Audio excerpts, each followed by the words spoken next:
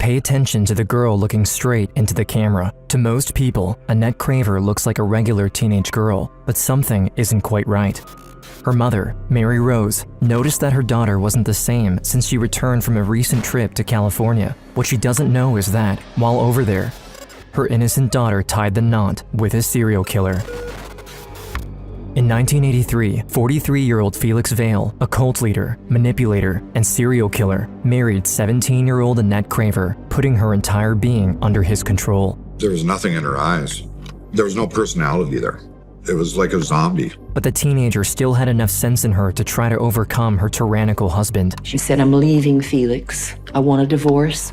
I'm going back to school." But this was too little too late because Annette disappeared shortly after, leaving no clues behind. Frustrated by the local police's lack of action, Mary Rose, Annette's mother, launched her own investigation, but no one expected how far she was ready to go to find her daughter and stop her son-in-law's killing spree. And she threw out a machete, and I'm like, what in the world have I gotten myself into? You didn't worry about the risks? I don't worry about the risk. I just wanted to know the truth. September 8th, 1981. It was the end of the summer in Houston, Texas. 15-year-old Annette and her mother Mary were having a yard sale to sell off the last remaining items belonging to Annette's late father, who died in a car crash 2 years prior. Unbeknownst to Mary, her daughter was still struggling with the loss of her father. This is your friend Annette, and here is your long-awaited tape. Hope you like it. She spent a lot of time alone. She was always writing poetry and drawing, picked up the guitar. This kind of solitude and isolation concerned Mary. Annette, I'm sure, missed her dad more than I realized. I even asked her one time if she thought she needed to see someone to talk, and she said, "No, Mom, I'm fine." But the truth was that, behind her mother's back, Annette made a new friend, a charming, yet much older man she met in the city. At 40 years old, Felix Vale was even older than Mary herself, so when he showed up at the yard sale, talking it up to her daughter, she didn't think of him as a potential threat. I think I may have seen him on his motorcycle. He was just another customer. Mary was very preoccupied at the time. Since the death of Annette's father, she simply couldn't find any work in Houston. She needed to move away to be able to provide for her daughter, but lacked the money to do so, until an opportunity arose in the neighboring state in Oklahoma. The only issue was that Annette, who had already skipped 2 grades, was about to graduate from high school, and Mary knew that moving away could compromise her progress. So she decided to leave her in the care of a friend for a few months while she temporarily left for work, a decision she'd later come to regret when she learned that the mysterious stranger she met at the yard sale was getting closer and closer to her underage daughter. She did mention in letters that Felix stopped by, but I didn't know that there was intimacy. And then I learned that Felix made many, many visits. I regret that I left, and she even said to me in a letter, "I feel like you abandoned me." With Mary away, Felix easily manipulated Annette and convinced her to go on a road trip with him after her graduation. Meanwhile, Mary saved money for months and was eager to announce to her daughter that she bought a house for them under both of their names. Finally, they would be able to live together again. When she learned that Annette already left, Mary was devastated. Oh my gosh, why didn't I do this differently? All the decisions I made that I would do differently now. For an entire year, she tried to get in touch with her daughter. She eventually got a few letters, but never from the same place, until the day she received the dreaded call from Annette asking for her approval to marry Felix in California. I said, "Why don't you wait till you turn 18? This is a big mistake."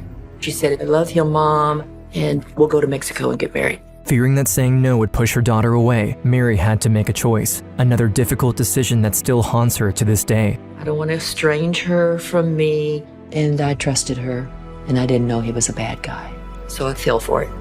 Through her letters, Annette explained to her mother that Felix changed after the wedding. He suddenly became very controlling and even forced her to undergo an illegal abortion after she became pregnant with his child. In shock, her mother tried to convince her to come back, and eventually, Annette found the courage within herself to break free from Felix's grasp and return to Mary Rose. But she was not herself. She was so confused. When we were painting the downstairs and she looked into the camera with this intense look on her face, like, "What do you want from me?" I think she was just overwhelmed with the way he had tried to control her and mess with her mind. Even if she wasn't the same anymore, Mary was happy to finally be reunited with her daughter. But their respite was short-lived. Felix started calling the house over and over, demanding to talk to Annette. Mary didn't flinch and tried her best to protect her, but one day, mere weeks after their reunion, Felix came to their home, walked in without asking, and directly went to see Annette. He spent some time with her alone, and then they approached me and said, "We want you out of the house." Mary tried as best she could to resolve this with Annette, but Felix's grasp on her was overwhelming.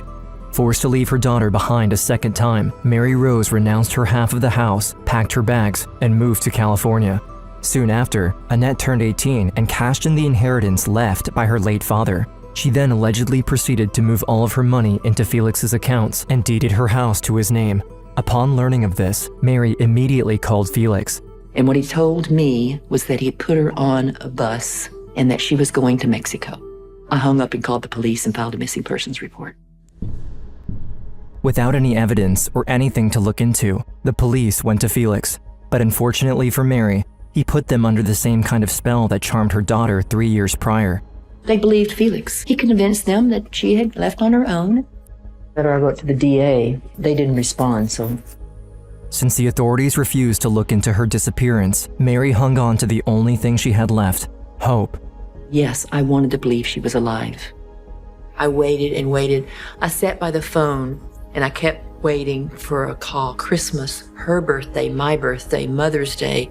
I would stay close to a phone on those days in those early years, thinking this is it. This is the day she's going to say, "Hi, Mom." But doubt sowed into her mind as the years went by. I said, all right, if she's trying to get away from her mother, why isn't anybody else hearing from her? She had family. After 7 years and hundreds of unanswered letters to the police, the FBI, and even to Felix himself, Mary had enough. She accumulated small pieces of information on Felix's family over the years, but this was the early days of the internet and the data was scarce to say the least. However, there was no way she would be waiting for the police to take action any longer, so she decided to start her own investigation. She began with the only strong lead she had found, Sue Jordan, Felix's sister, and drove halfway around the country to meet with her. She told me that Felix had a wife who had drowned. Shocked by this revelation, Mary tracked the family of Felix's first wife, Mary Horton Vale. She quickly located Will Horton, Mary's little brother, who was only 15 when she drowned in the Calcasieu River. A lady calls me and says, "You don't know me, but Felix Vale married my daughter, and she's missing." And I said, "Oh my God." My sister was so very special, so thoughtful, kind.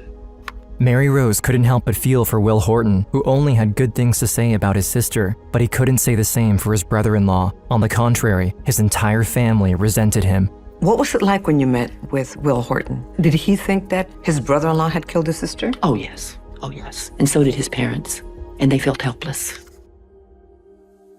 Will didn't spare any details regarding what he knew of the case. His sister met Felix while studying at McNeese State College in 1960. 6 months later, they married, and the following year, the couple had a son, Bill Vale.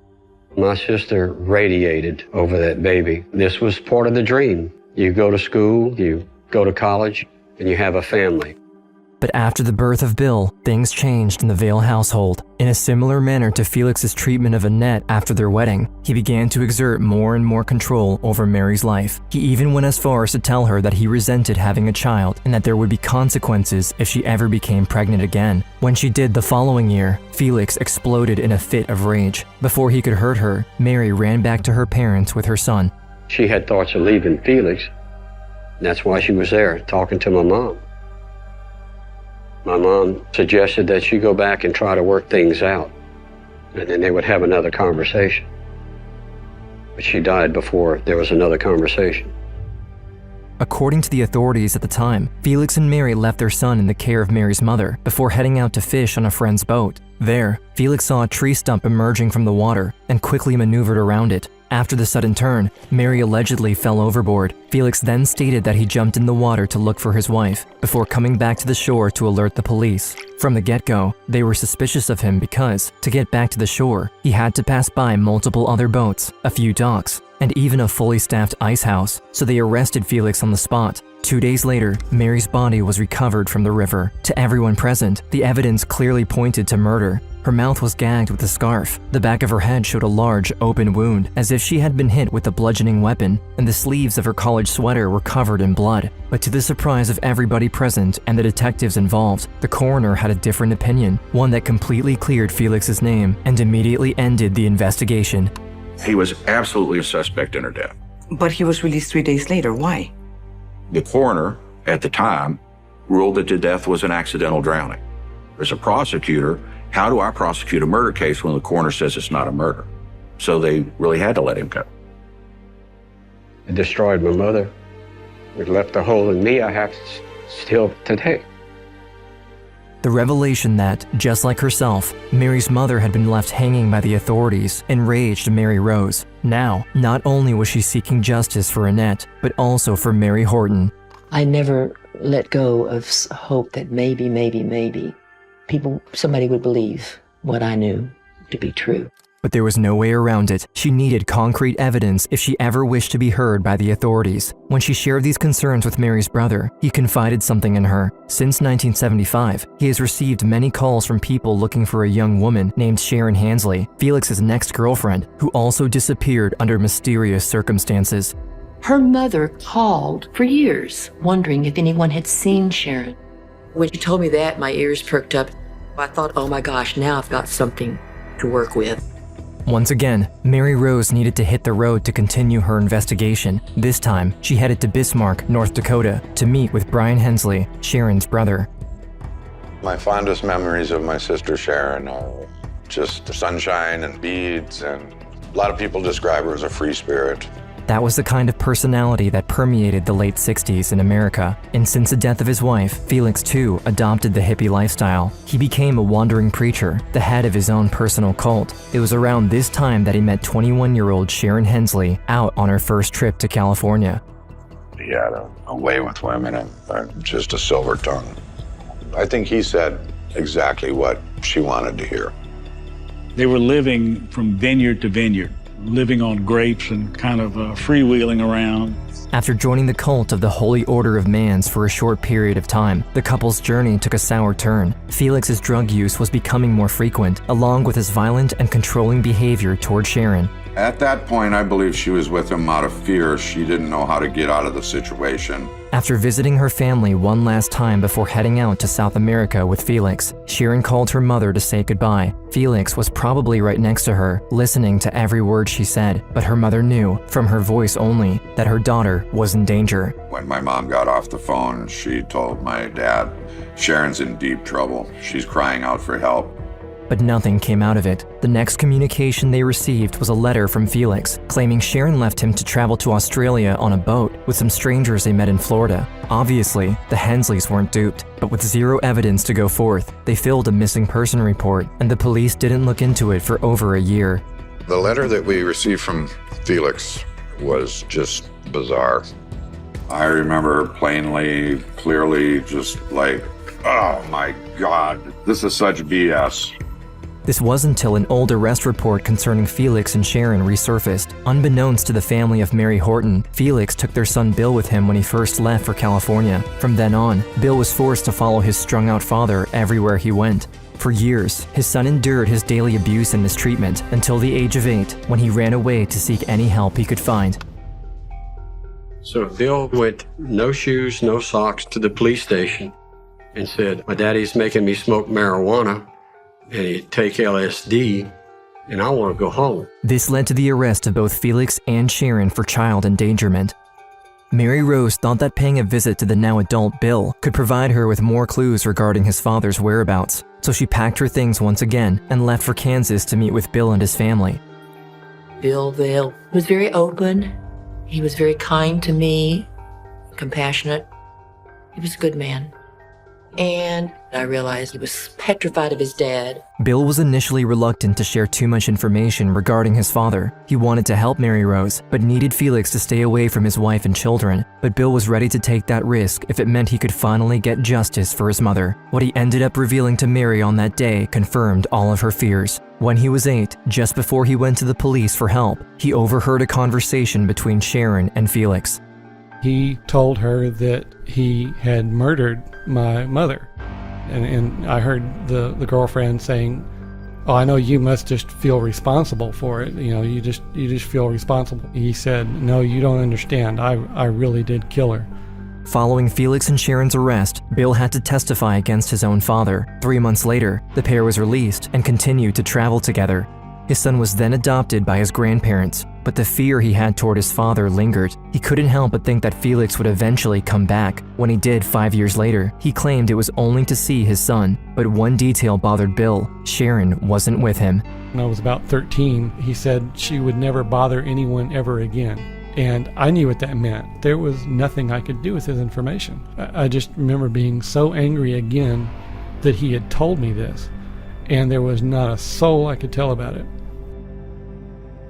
Bill, from this day onward, lived with the constant fear that if he ever revealed Felix's secret, he or his family could be his next victim. But Mary Rose's quest for justice echoed his own. He too wanted closure, not just for his mother, but also for Sharon and Annette. While most of Mary Rose's investigation took place in the 90s and early 2000s, Bill Vail eventually died from cancer in 2009, but made sure to get his local preacher to record his retelling of Felix's confession. The audio clips you've heard were actually from that interview, mere months before Bill's passing. He wanted the truth to come out here for the victims. He knew what he had heard, and he never wavered on that, never. He called me, and it was very close to the end. And he said, "At least now I'll get to see Mom." After decades of investigating, Mary Rose finally felt like she had an actual case against Felix Vail. She still had no physical evidence, but she believed that the testimonies of the Hortons, the Hensleys, her own, and Felix's son Bill could sufficiently prove to the FBI that the cases needed to be reopened. They had a special agent there that was working on serial killers and cold cases. He told me, "I believe you're absolutely right. We are dealing with a serial killer." But when the time came to meet them, they were coldly informed that the agent in question had been let go following budget cuts imposed by the government. Their entire cold case department was affected, and following this event, nobody ever followed up on Mary Rose. She was back at square one, with nobody willing to listen to her. I felt shame that I had gotten all the families excited about this, so it was a big letdown for me. Even though things fizzled out, she continued to search for someone to take a look at our situation. She just had that burning desire to want to get this guy so bad. She was consumed with it. After almost 3 decades without Annette, I continued just doing my life, and I realized then I need help. I need some healing here. In June 2011, almost 30 years after the disappearance of her daughter, Mary Rose was in her home listening to the radio when she heard about an investigative reporter who solved the notorious Mississippi burning murders. These 8 murder cases, all perpetrated by members of the Ku Klux Klan, remained cold for almost 50 years before he cracked them. I was just sitting in my living room listening, and I realized, oh my gosh, this man is not afraid of cold cases. I need to contact him. Without a minute to spare, Mary jumped on the phone and started making calls. Quickly enough, she managed to get in touch with the reporter in question, a Mississippi resident named Jerry Mitchell. I said, "Jerry, if you knew there was a serial killer living in Mississippi as a free man, would you be interested in the case?" Well, yeah. And so she proceeds to tell me about Felix Vail. She tried to explain the complex case to him as best she could, but one clue overlapped all the others. She recently learned that Felix moved back to Mississippi. When she expressed her intention to the reporter, his reaction took her by surprise. She said, "I'm coming down to confront Felix." I said, "Well, I want to go with you." The pair drove up to the place in question, a remote and isolated trailer park beside the blackened remains of an old, burnt-down house. By now, I'm starting to get kind of suspicious about, where is he? Is he watching? I'm thinking along those lines. but Mary didn't care. She was ready for anything. At 64 years old, she had enough of Felix Vale. She would get to the truth, whatever it took. She gets over there, and the back window was missing, so she crawled inside. You didn't worry about the risks? I don't worry about the risk. I just wanted to know the truth. Inside the house, camera in hand, Mary Rose stumbled upon a collection of religious texts and a large haul of weapons. And she threw out a machete. And then she threw out another machete, and then another machete, and then another machete. And I'm like, what in the world have I gotten myself into? After Mary Rose crawled back out of the house, the pair noticed someone running in their direction. It wasn't Felix, but one of his sisters, Kay Faulkner, who also lived on the property in an adjacent house. She was initially annoyed by their intrusion, but when they started to explain the reason behind their visit, the look on her face changed. When I spoke to Kay Faulkner, Felix Vale's sister, she's like, oh yeah, I think he killed these women. Surprised that his first day of investigating the case was so fruitful, Jerry Mitchell didn't waste any more time. He listened to Bill Vale's tape, interviewed the Hortons, the Hensleys, and Mary Rose, then directly started to write. 4 years later, Gone, a book retelling his and Mary Rose's investigation, came out to great acclaim, collecting multiple awards. Following the buzz surrounding the book, the FBI contacted all the parties involved and reopened the cases. I celebrated. I danced. I remember calling one of my brothers, said, Fred, I got some good news. They said, Mary, that's not good news, that's fabulous news. They determined that Mary Horton Vale's case was the only one they could prosecute, since it was the only one with a confirmed death. But since her drowning was ruled accidental, the police never got their hands on any evidence related to the case. Almost 50 years after the event, all the evidence and involved staff were lost to time. With nothing else to latch onto, the FBI started looking for a DA eager enough to pick up the hopeless case. I was minding my own business, walking down the hall to get some coffee, and the DA grabbed me and said, hey, how would you like to work on a 50-year-old murder case? And foolishly, I told him I would do it. The first thing Holland did was send a squad to bust down Felix's door and search his property more thoroughly. Amongst the mess of swords and holy order of man's literature, they got their hands on a series of personal journals stretching from the 80s to 2010. We found Felix Vale's journals. Almost 2,500 pages worth. And so in reading through the journals, Felix clearly tried to control every woman in his life, and a lot of times through physical violence. Felix even had a whole section describing how he liked to drink raw blood, but nothing concerning the murders. With nothing conclusive at hand, Holland started to look for someone, anyone, who was involved in the rescue effort at Calcasieu. Against all odds, one man survived the test of time, 90-year-old Ike Abshire. Ike Abshire was a roommate with Felix Vale when Felix Vale lived in Lake Charles. Ike's father, ironically enough, owned a large boat. The sheriff's office hired Ike's fathers as part of the search party to look for Mary's body. Ike happened to be on his father's boat when Mary's body was recovered. Holland and his DA then headed off to Lake Charles to meet with Ike at his home. They're greeted by a geriatric man in a wheelchair. Inside the home are piles upon piles of cardboard boxes with dates on them. He says, I got something for you. He gives us an envelope, and written on the envelope is a single word, Keep, K-E-E-P. Open up the envelope, and then I'll pull these 2 photographs out. It was the lost pictures of the discovery of Mary Horton's body. Back in his office, Holland and his team were examining the pictures when fate struck down. The forensic pathologist just happens to be walking past the table. He looks down at the pictures. He said, who murdered her? And I said, okay, well, we got us a murder case now. Now armed with not only a confirmed piece of evidence, but also a direct witness, Holland charged Felix Vale with the murder of his first wife, Mary Horton Vale. His arrest quickly followed, and he was sent to Louisiana for trial. Felix, what happened to Mary? What about Sharon? Annette? Felix, did you murder those women? The trial opened on the testimony of Jerry Mitchell and Mary Rose, followed by Will Horton and Brian Hensley, and closed with Ike Abshire. His retelling of the night he helped recover Mary Horton's body finally put an end to any form of doubt still lingering in the mind of the jurors. She had a scarf wrapped around her mouth and her neck. And her neck was all swollen around it, like it was sunk in. And it looked like a big old knot, but it wasn't a woman's knot. So without him, without his testimony introducing the photos, I can't prove it's a murder. Ike Abshire was the key to the entire case.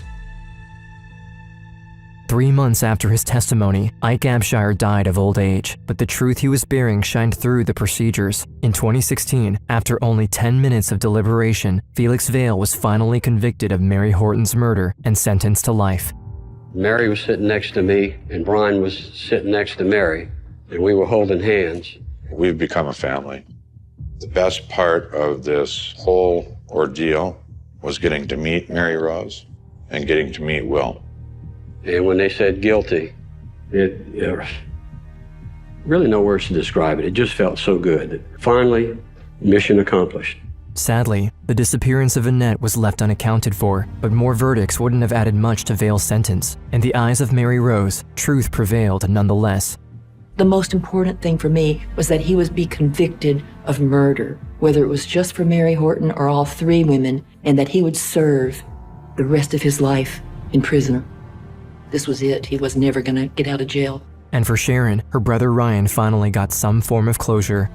As far as for Sharon, I was able to have a memorial service for my sister, and it felt so good. I felt like I fulfilled a promise to my mom. But the same cannot be necessarily said for Mary Rose, even 4 decades after the facts. I don't really know exactly what closure means. I haven't found Annette's body. There's always going to be a piece of me that my heart is always going to be broken. As a way to cope with her loss, Mary Rose started to write letters to her daughter after the trial. In them, she talks to Annette almost as if she was still there to help her forgive herself for the decisions she made all those years ago, and hopefully, one day, overcome her grief. Dear Annette, I want you to know that I'm all right. Life has been challenging and painful since you went away. The night was restless and full of ruminating about all the mistakes that I made around you and Felix, but I can't go back. I finally, and with gratitude, can weep thinking of it all. So sad that maybe my choices would have made a difference and saved your precious life. I feel like I've been suppressing tears for so many years as I've kept myself busy trying to find justice. But now the tears are flowing and they feel heavy and deep and old and very salty, as though I've been holding them inside for all this time, and now they can come out. And I can weep and feel sad, and it's okay. It's okay.